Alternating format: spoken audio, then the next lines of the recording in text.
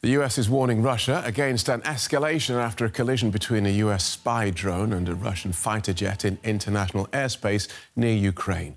Washington says a Russian plane hit its unmanned aircraft and forced it to crash into the Black Sea. Russia says there was no contact and described the US statement as a provocation. It's the first direct encounter between US and Russian forces since Russia's full-scale invasion of Ukraine. A US MQ-9 Reaper drone, like the one in this file footage, was forced to crash into the Black Sea because of dangerous Russian interference. That's what the US military is alleging. What we saw, again, were fighter aircraft dumping fuel in front of this UAV and then getting so close to the aircraft that it actually damaged the propeller on the MQ-9. This type of behavior from these Russian pilots, that is uncommon and unfortunate and unsafe. The US summoned Russia's ambassador over the incident. Moscow denies direct involvement. Its ambassador is calling the incident a provocation, but says Russia wants to avoid a situation that could cause unintended clashes.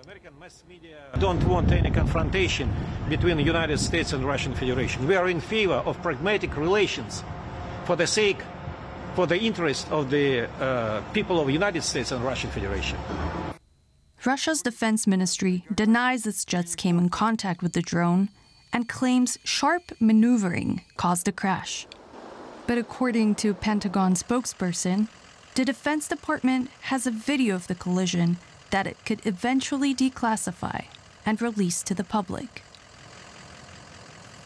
Our correspondent Jennifer Palka covers the Kremlin from the Latvian capital Riga, as DW is now banned from reporting in Russia. Welcome. Tell us more about the response from Moscow. Yeah, according to state media in Russia and the Russian Ministry of Defense, there is an official version which differs significantly from the US version. It states that the Russian military noticed a drone in Russian-controlled airspace that they couldn't identify. And they were unable to identify it because the transponder on the drone was switched off. So in order to be able to identify it, they had to send up fighter jets to line up with the drone. After lining up, the drone went into a sharp maneuver that led to uncontrolled flight, a loss of altitude, and then crashing into the sea. Moscow states or emphasizes that at no point there was any weapons used against the drone, nor was there any physical contact with it as well. And what else are we hearing about those talks between the Russian ambassador and the US State Department? The Russian ambassador Antonov called the talks very constructive. He was pleased by them, especially because both sides were able to discuss things, talk things through, and have a constructive dialogue, according to him. But also, there was still the issue of no consensus about what really transpired, because as we know, there are two versions, the US version and the Russian one. And I guess what everyone's worried about now is the likelihood of escalation. Yeah, the relationship between Russia and the US is at an all-time low, and especially or probably the worst since the Cold War. And Russia actually stated that they consider the US maneuver a provocation, but they also claimed that they don't want any confrontation with Washington.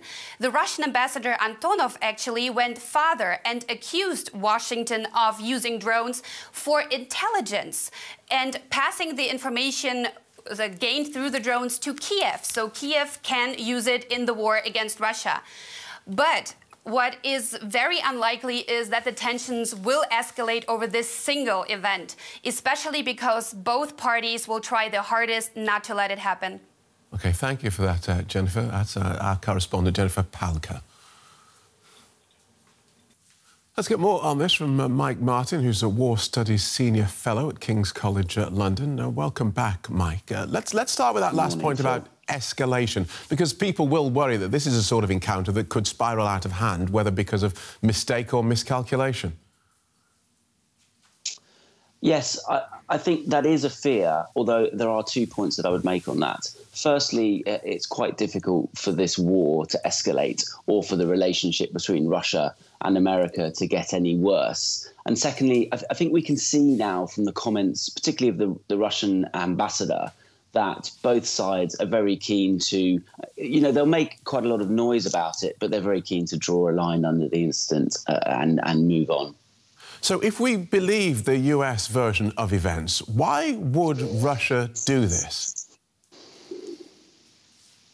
So the US and other NATO countries, right from the beginning of the war, have been flying surveillance flights, effectively communications, eavesdropping flights all around Ukraine.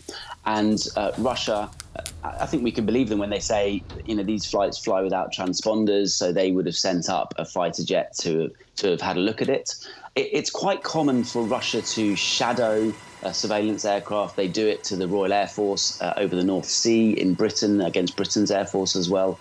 And I don't think that the Russians will have wanted to down the US plane, but through intimidation, through closely following it, it appears that some sort of miscalculation happened and the US plane was forced to land. And this idea, or the Americans have said that fuel was dumped. The Russians dumped fuel onto the drone. Why would they have done that? This is, I guess, an example of what you might call extreme provocation or intimidation. Other examples are where the plane will fly up and go wingtip to wingtip with the drone and then try and flip it over onto its back. The reason they do that is because unmanned aircraft, obviously the pilot is on the ground, probably somewhere in California. And if you're able to destabilize the plane, perhaps by dumping fuel, perhaps by tipping it over, with the gyroscopes, the fact there isn't a pilot on board, it is possible to knock the drones out of control. And so that appears to be what might have occurred. Right.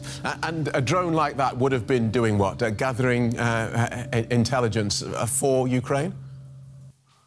So at any one time, there's probably about 6 to 10 NATO aircraft in international airspace or in the airspace of other countries around Ukraine.